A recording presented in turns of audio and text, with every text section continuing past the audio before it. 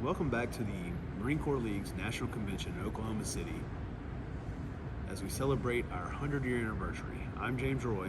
And I'm Ray Morrell. We're with the Marine Corps League National Public Relations Committee bringing you this daily wrap-up. Before we get started, we'd like to remind you to smash that like button and to share our video with your members, and don't forget to subscribe to our YouTube channel and follow us on Facebook and Instagram. Our focus is to get this message out to all the members of the Marine Corps League so they know the happenings of our Marine Corps League National Convention.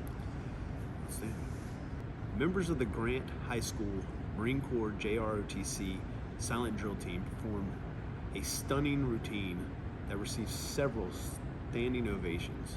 And as stated by Commandant Baker upon their departure, these young citizens and the efforts of the JRTC program bring great hope for the future of our young adults. That's right. It was a wonderful, wonderful performance by the Junior ROTC. The Marine Corps League Auxiliary also did a brief presentation by past National President Ruth Moyes. In her message, she emphasized the significant relationship between the Marine Corps League Auxiliary and the Marine Corps. From its inception, from the initial charter of the Marine Corps League Auxiliary, the initial charter of the Marine Corps League, and how the two work cohesively, seamlessly in the efforts of what they do to serve our fellow Marines and our FMF Navy personnel. Commandant Baker actually followed up with that and really encouraged all the departments across the Marine Corps League to, if you do not have at least one Marine Corps League Auxiliary unit within your department, to really consider starting one up, because again, the synergies, the relationships, and the collaborations are there amongst the two entities. Teresa Terry, Marine Corps League National Credentials Committee Chairperson, also presented the information for credentials. That includes the delegate counts and the voting strength based on your department membership that was reported as of June 30 to the national office, and that sets up the voting the voting strength during the convention for elections, which take place on Friday. Right after that, we got into our national commandant, Johnny Baker, did his report, and he spoke a lot about the importance of getting your reports into the national office, both through using your department and the divisions. And I know we spoke a little bit about that yesterday, but he re-emphasized on how important that is. The Marine Corps League will now have a credentialed VSO, and he called for each division to start looking for a candidate to also be trained at each division, and this will then eventually lead to each department having their own credentialed VSO, and they'll be trained nationally credentialed to do that as well. Yeah, for those that aren't aware, when we reference about being credentialed, you have to be credentialed for the respective service organizations as well as the branch of service that they would work with. But the VSO is your veteran service officer for, in this case, for the Marine Corps League. So the credentialing is a big part of that. But also, Commandant Baker reported on the amount of time that our national officers, the National Board of Trustees, spends, actually with the advent of the impact of COVID actually brought in a good technological aspect by Zoom. The simple fact of using Zoom, which we know many detachments do that, many departments do that, but taking advantage of the Zoom to meet more frequently, which allows the Marine Corps League National Board of Trustees more opportunity to discuss the businesses at hand for our organization. He also spoke about the relationship with the Marine Corps League and the Marine Corps, which again, as James stated earlier with Commandant Baker's references, it is beyond important. Again, Commandant Baker emphasized this. The reports that are asked by the national office are there for a reason. So when a detachment is requested to submit the report to the department, and the department is requested to submit the report to the division, and the division supplies that report to the national office, that information is actually compiled, and that information is given to the Marine Corps to show how much support we do as a Marine Corps League all across this nation in support of our fellow Marines. And that is crucial when you're looking at the continued relationship between the active duty Marines and Marine Reserves and the Marine Corps League.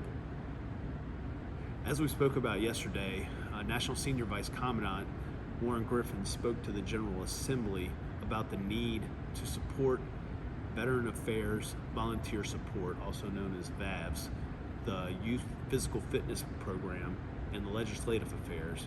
He also emphasized the training videos that are available on the Marine Corps League library website, and for the department and detachment commandants to ensure that their officers are going on there and watching those training videos so that they can become better officers and Right. learn more about their specific positions. That's right, because training is golden. Training is good. National Junior Vice Commandant T.J. Morgan also reported on the recruiting and retention and marketing.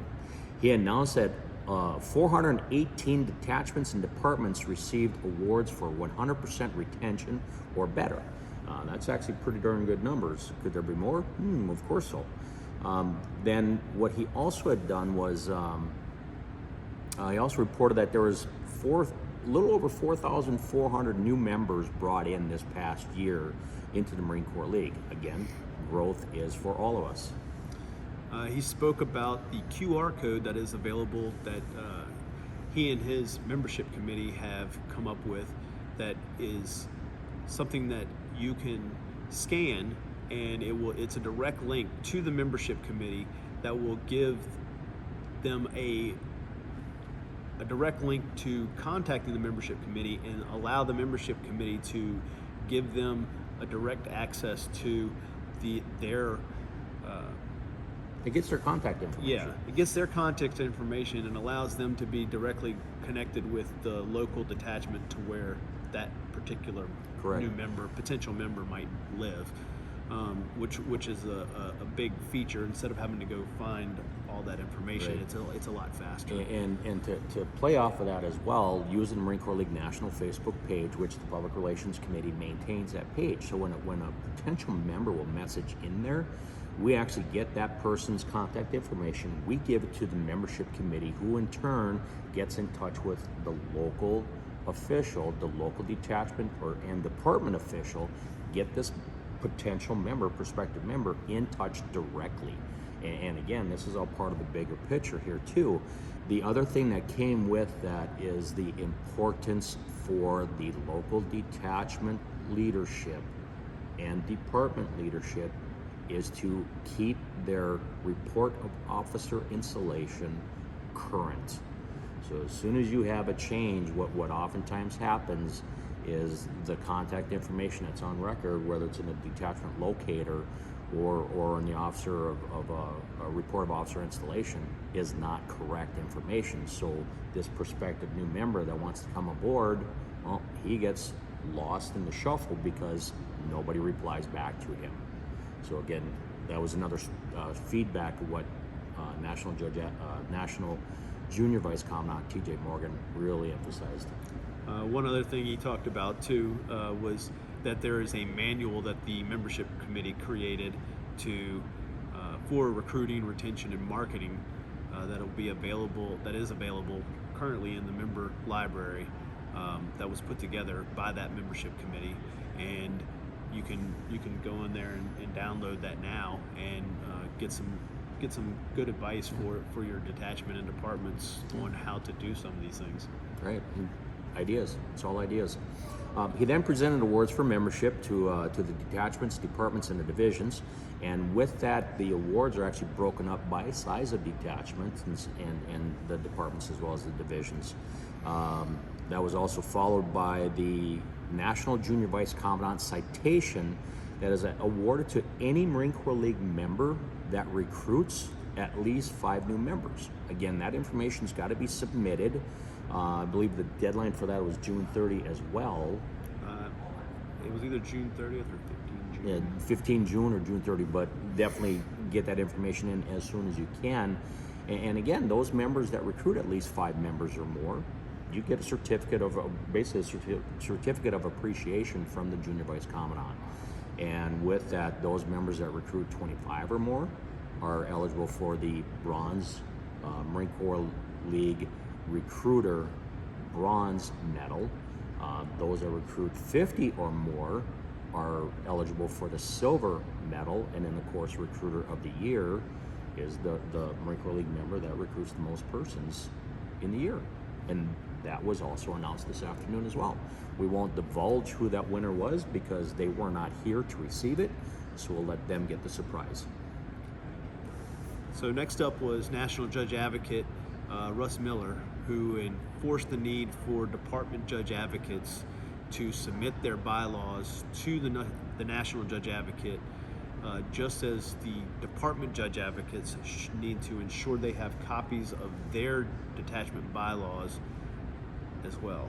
Right, and the primary reason for that would be if there's a need for a Chapter 9 filing or a grievance filing, then the department judge advocate has those bylaws and policies that the local detachment may use right there at their disposal. In the same regard for the national judge advocate, so when a filing comes from the department to the national JA, she will have the department bylaws and policies already at their disposal, and that's the main reason for that need. The other thing he stressed was quorums and how important they were. You need to make sure you have a quorum at your meetings, because if you don't have a quorum, you don't have a meeting.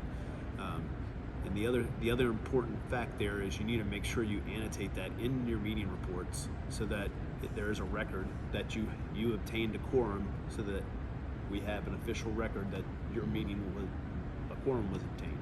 And even still, having accurate minutes that are a record of what took place during your membership meeting. Those are all important documents that tend to get overlooked, but we cannot do that because at some point in time you need to research something in your minutes, and if it's not there, you have nothing to go off of. Yeah, and sometimes you have to go back years. And sometimes you have to go back years, indeed. Chapter 9 proceedings continue, as also reported by the National Judge Advocate Russ Miller. The proceedings are commonly referred to as grievances. They do continue. The commonality between these, a vast majority of these Chapter 9 proceedings are basically personality conflicts. And a common theme that has come across, can't we just get along? Throughout the course of the day, National Commandant Johnny Baker presented numerous awards, including several Distinguished Citizen Golds and the National Meritorious Unit Commendation. That's right.